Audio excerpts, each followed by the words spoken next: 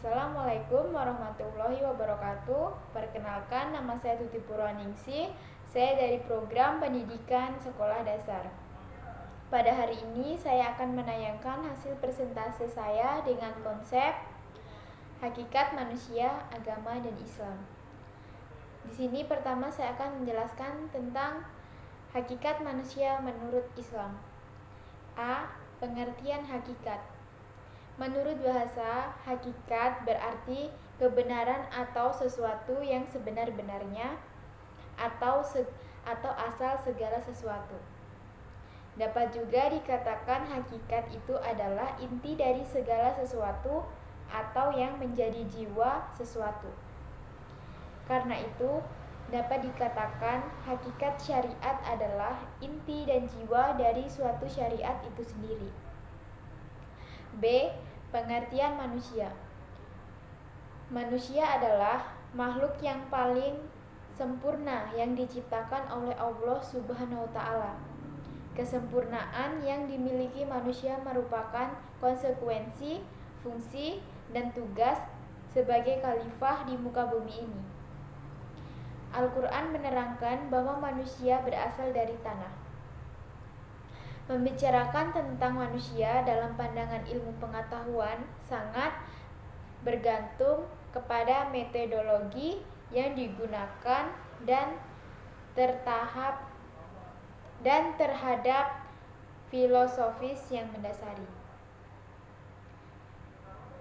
Para penganut teori psikoanalisis menyebut manusia sebagai homo volens atau makhluk berkeinginan. Menurut aliran ini, manusia adalah makhluk yang memiliki perilaku interaksi antara komponen biologis atau ID, psikologis atau ego, dan sosial atau superego. Di dalam diri manusia terdapat unsur animal atau hewani, rasional atau akali, dan moral atau nilai. Dalam Al-Quran, istilah manusia ditemukan 3 kosakata yang berbeda dengan makna manusia. Akan tetapi memiliki substansi yang berbeda, yaitu kata basyar, insan, dan al-anas. Kata basyar dalam Al-Quran disebutkan 37 kali, salah satunya Al-Kahfi. Innama ana basyarun mitulukum. Sesungguhnya aku ini hanya seseorang manusia seperti kamu. Kata basyar selalu dihubungkan pada sifat-sifat biologis, seperti asalnya dari tanah liat atau lempung kering. Surah Al-Hijr ayat 33 dan Ar-Rum ayat 20. Manusia makan dan minum pada surah Al-Mu'minun ayat 33. Kata insan disebutkan dalam Al-Quran sebanyak 65 kali. Di antaranya surat Al-Alaq ayat 5, yaitu alaman sya'ana malamiyah. Dia mengajarkan manusia apa yang tidak diketahuinya. Konsep ini selalu dihubungkan pada sifat psikologis atau spiritual manusia sebagai makhluk yang berpikir, diberi ilmu, dan memikul amanah. Pada surat Al-Ahzab ayat 72, insan adalah makhluk yang menjadi dan terus bergerak maju ke arah kesempurnaan. Dan kata al-nas disebut sebanyak 240 kali, seperti Az-Zumar ayat 27. Walaqad drabna lin nafsi hadzal qurani min kulli matsal. Sesungguhnya telah kami buatkan bagi manusia dalam Al-Quran ini setiap macam perumpunan. Konsep al-nas menunjukkan pada semua manusia sebagai makhluk hidup sosial atau secara kolektif. Dengan demikian, Al-Quran memandang manusia sebagai makhluk biologis, psikologis, dan sosial. Manusia sebagai basyar diartikan sebagai makhluk sosial yang tidak biasa hidup tanpa bantuan orang lain dan atau makhluk lain. Asal mula manusia berdasarkan Al-Quran Nabi Adam alaihissalam. Saat Allah Subhanahu wa Ta'ala merencanakan penciptaan manusia, ketika Allah mulai membuat cerita tentang asal-usul manusia, malaikat Jibril seolah khawatir karena takut manusia akan berbuat kerusakan di muka bumi. Di dalam Al-Quran, kejadian itu diabadikan. Dan ingatlah ketika Tuhan berfirman kepada para malaikat, sesungguhnya aku akan menciptakan seseorang manusia dari tanah liat yang kering, yang berasal dari lumpur hitam yang diberi bentuk. Maka apabila aku telah menyempurnakan kejadiannya dan telah meniupkan ke dalam ruh ciptaanku, maka tunduklah kamu kepadanya dengan bersujud. Surah Al-Hijr ayat 28-29.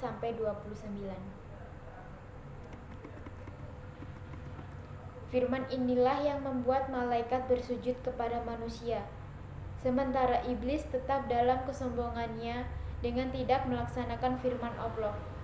Inilah dosa yang pertama kali dilakukan oleh makhluk Allah yaitu kesombongan.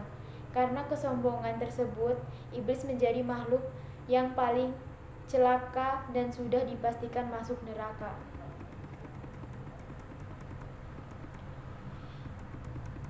C. Tujuan penciptaan manusia. Tujuan penciptaan manusia adalah menyembah kepada penciptanya, yaitu Allah. Pengertian menyembah kepada Allah tidak bisa diartikan secara sempit dengan hanya membayangkan aspek ritual yang tercermin dalam sholat saja. Penyembahan berarti ketundukan manusia dalam hukum Allah dalam menjalankan kehidupan di muka bumi, baik yang menyangkut manusia, hubungan manusia dengan Tuhan maupun manusia dengan manusia. D. Fungsi dan peran manusia. Peran yang hendak dilakukan seorang khalifah sebagaimana yang ditetapkan oleh Allah diantaranya: 1. Belajar, 2. Mengajarkan ilmu, 3. Membudidayakan ilmu. Oleh karena itu, semua yang dilakukan harus bersamaan sesama umat manusia dan hamba Allah, serta pertanggungjawabannya pada 3 instansi, yaitu pada diri sendiri, pada masyarakat, dan pada Allah Subhanahu wa Ta'ala. Kedua, pengertian agama.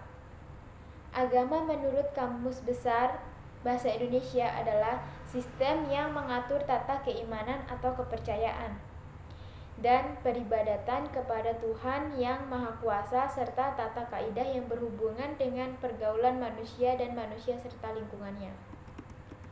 Agama menurut bahasa Sanskerta berarti tradisi, sedangkan kata lain untuk menyatakan konsep ini adalah religi yang berasal dari bahasa Latin religio dan berakar pada kata-kata religare yang berarti mengikat kembali. Maksudnya dengan bereligi, seseorang mengikat dirinya kepada Tuhan. Secara umum, agama adalah upaya manusia untuk mengenal dan menyembah ilahi. Upaya tersebut dilakukan dengan berbagai yang ditunjukkan kepada ilahi.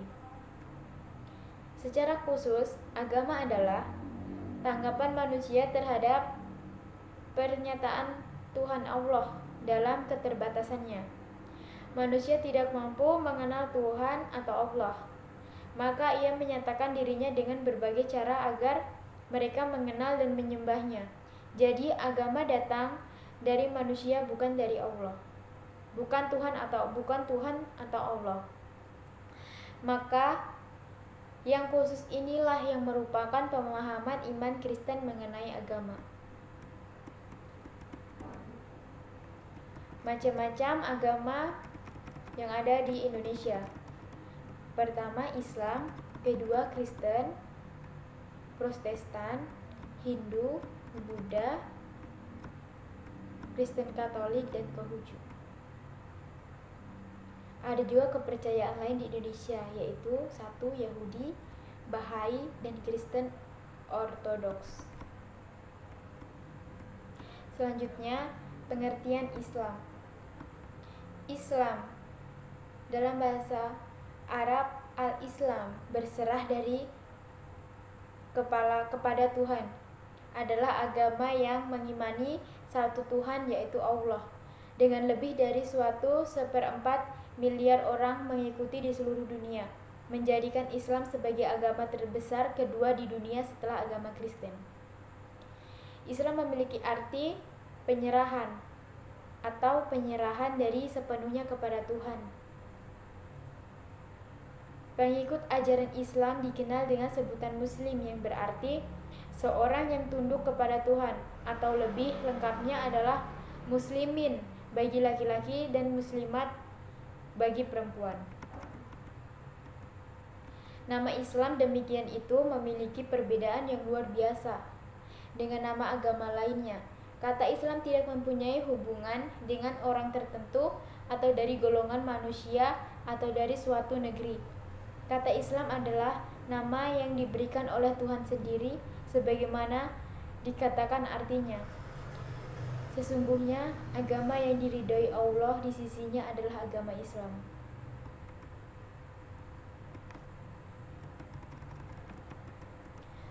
Allah adalah nama Tuhan atau ilah, dan satu-satunya Tuhan, sebagaimana perkenalannya kepada manusia melalui Al-Quran.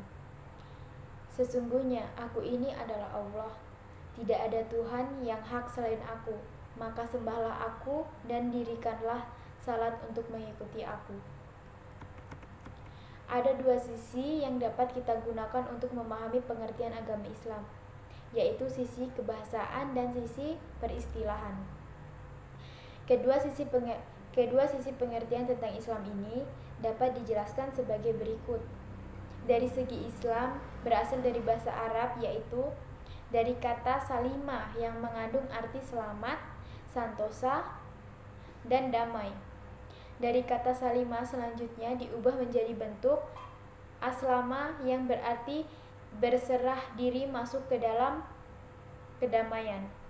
Pertama, pengertian kata Islam dekat dengan arti kata agama yang berarti menguasai, mendudukan, patuh, hutang, dan kebiasaan. Yang kedua, Islam memiliki karakteristik yang khas dengan agama-agama sebelumnya. Dalam memahami Islam dan ajarannya, berbagai aspek yang berkenaan dengan Islam perlu dikaji secara saksama, sehingga dapat dihasilkan pemahaman yang komprehensi.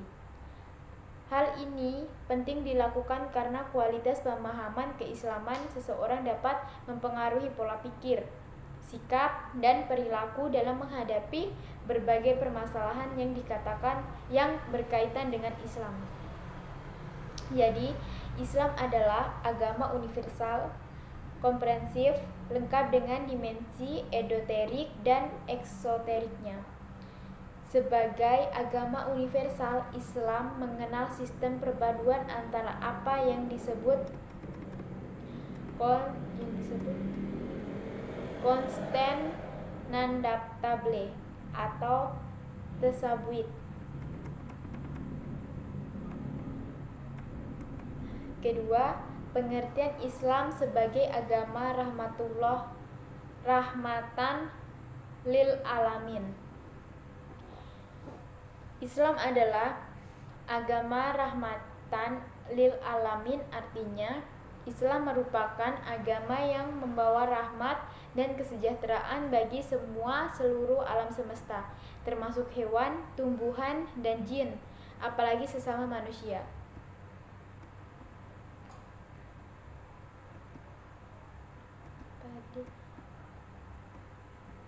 Islam untuk seluruh manusia. Kata Islam punya dua makna. Pertama, nas atau teks wahyu yang menjelaskan din atau agama. Kedua, Islam merujuk pada amal manusia, yaitu keimanan dan ketundukan manusia kepada nas atau teks wahyu yang berisi ajaran din atau agama Allah. Berdasarkan makna pertama, Islam yang dibawa satu Rasul berbeda dengan Islam yang dibawa Rasul lainnya. Dalam hal kekuasaan keuniversalannya, Islam yang dibawa Nabi Muhammad lebih luas lagi daripada yang dibawa oleh nabi-nabi sebelumnya. Apalagi nabi-nabi sebelumnya diutus hanya untuk kaumnya sendiri. Nabi Muhammad diutus untuk seluruh umat manusia. Oleh karena itu, Islam yang dibawakan lebih luas dan menyeluruh. Tak heran jika Al-Quran bisa menjelaskan dan menunjukkan tentang segala sesuatu kepada manusia.